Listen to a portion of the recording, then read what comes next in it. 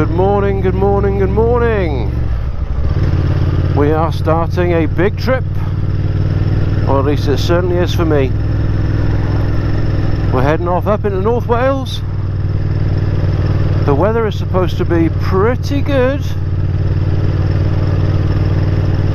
and this is going to be a test of my mental strength and also the strength of my arsehole, because I haven't ridden this far in a very, very long time, and certainly not all in one day. I think it's a round trip of about 350 miles, something like that. But anyway, to save on a bit of time, because it is a long trip, the first section of it is going to be all motorway, and nobody wants to see that. So I'm going to leave you guys now.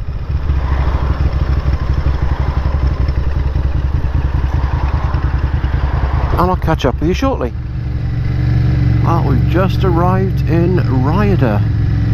No, we haven't. We've just arrived in Builth Wells. I just saw Rhyadr on the sign and got confused. Builth Wells is very close to the very middle of Wales, and it's extremely pretty.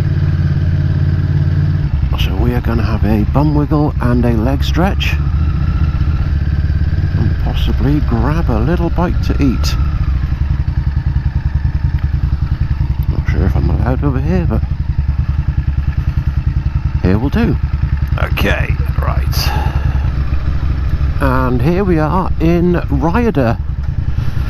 Now that monument in the middle there, the clock, is unofficially considered to be the very centre of Wales. Right, let's just let this truck do whatever it needs to do right now. Yeah, the unofficial epicentre of Wales.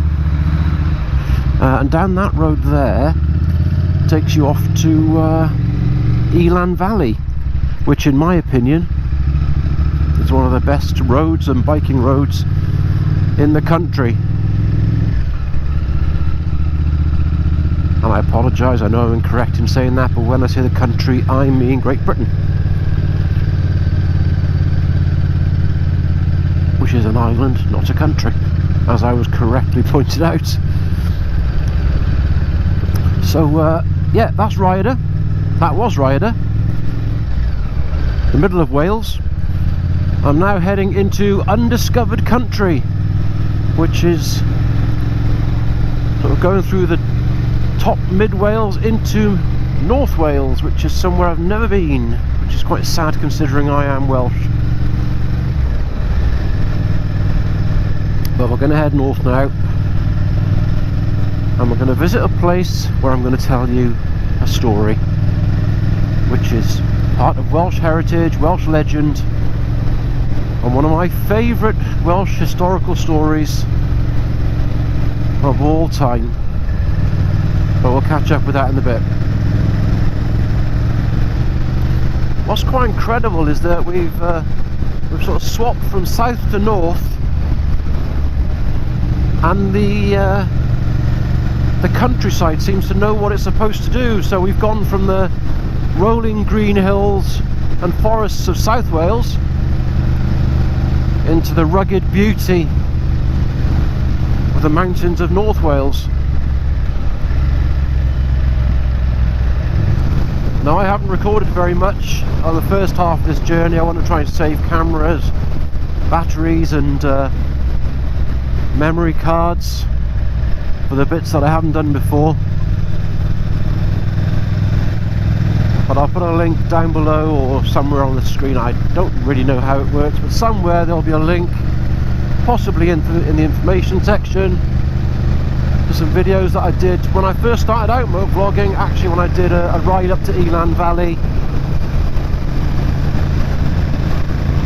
and around the lakes and dams, which is a stunning, stunning picturesque area that if you're ever given the opportunity to, you take a trip to. Now, I don't know whether I'm going to compress this down to one video or maybe split it into a couple or three. But what I do want to do is actually give a couple of mentions to two people that kind of inspired me to do this, and when I say inspired, it sounds like, you know, I'm on some epic journey, but this to me is an epic journey. I don't do an awful lot of long distance riding. This is probably, well, certainly the longest one-day trip I'm likely to do for a long time, and certainly the longest one-day trip I've ever done in the past. And those two people are, first of all, Saddlebag73, who had a trilogy of videos up to North Wales and the Snowdonia National Park, visited the place that I'm going to visit today, and just spent 3 episodes saying wow 737 times with the scenery.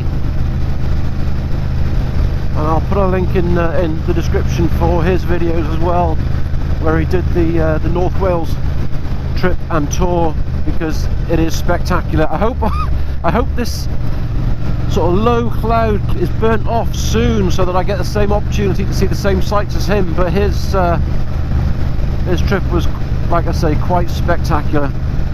And the other guy is Quinn Peaks. Now, Quinn Peaks is a new channel. I've mentioned him before quite recently. He is currently editing his first videos to go up on his new channel. But he didn't start small. He started by saying, right, I'm going to ride my Sims 125 motorcycle around the country, starting at Land's End and head up to John O'Groats. Well, he got to Land's End, bearing in mind he lives in Derby, so that's already a massive hit, as he doesn't have a license and can't use motorways. Got to Land's End, and as he started his trip back, he had a problem with the bike and had to get it recovered back. But the fact is, he's taken it upon himself to take on what is a mammoth task and prove that you don't need the latest adventure tourer or the fancy licenses to be able to go out and enjoy yourself and have a blast and an adventure at the same time. So that's why I'm doing this. I'm going to condition myself to actually going out and enjoying these rides, seeing places that I've never seen before, and having no fear of it, purely because it's a little bit further than I'm used to riding in one day. I may speak differently later when my wrists feel like I've been in a boxing match and my arsehole looks like the Japanese flag, but until that point, we are doing this. Just going to use this little bit here as an example of how I ride, especially on roads that I don't know. So normally, as we all know, bikes are all about being in front. If there's someone in front of you, then you're not winning. The trouble is, that's a very dangerous attitude to have, and a scary attitude to have, especially on roads that you're not familiar with. So if I'm out for a ride to enjoy, to look around, to learn new places and see new sights, I'll actually pick a car, or I'll stay behind a car. I mean, now I'm doing 50 miles an hour. It's a perfectly adequate speed limit for me to adopt, because the cars in front are actually marshalling my speed for me. There's a possibility they know the roads, but also they're going to come up against any sharp corners or junctions or debris in the road that I haven't seen yet. So rather than me being up front, I'm going to use these guys. It's a way to stay fit, stay upright and stay alive.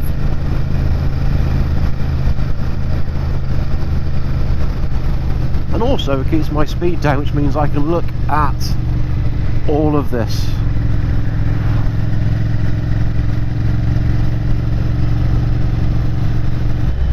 Well, I'm going to start a bit earlier than I thought, but wow, scenery has just become so incredible.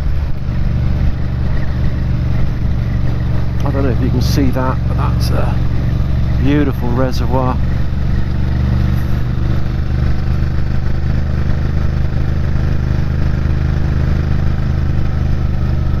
And I don't know how high we are, but we've actually climbed quite a bit already, and we're still going up.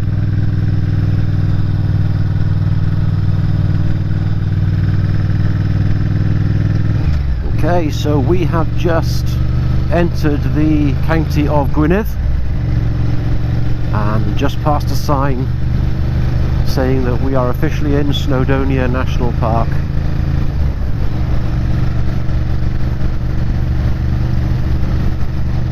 Which is awesome!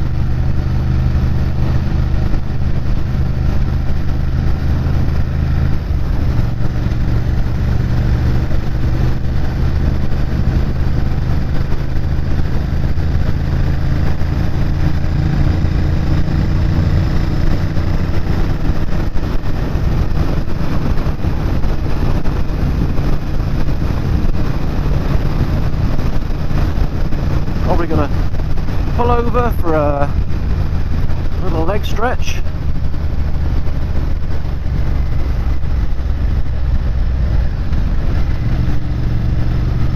In a moment, we're about an hour away from our destination.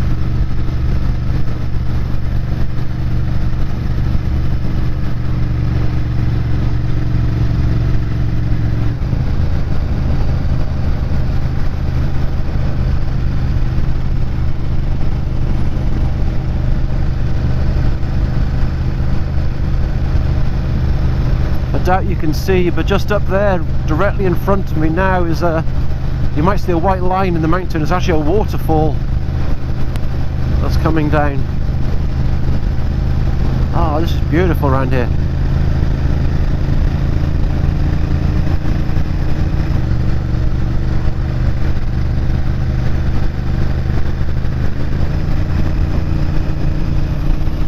So I think as we enter the proper part of North Wales and the Snowdonia National Forest or National Park, I'm going to look for somewhere to stop and have a break and a bit of a snack, and then I'll catch up with you in part 2. I just want to leave you with that, because that is, it's like a whole nother world.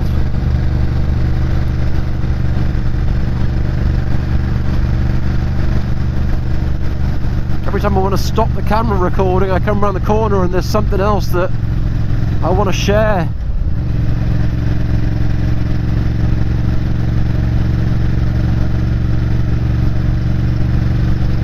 Okay, stay safe, stay with me, and I'll catch you in part 2, or on the flip side, whichever way you prefer.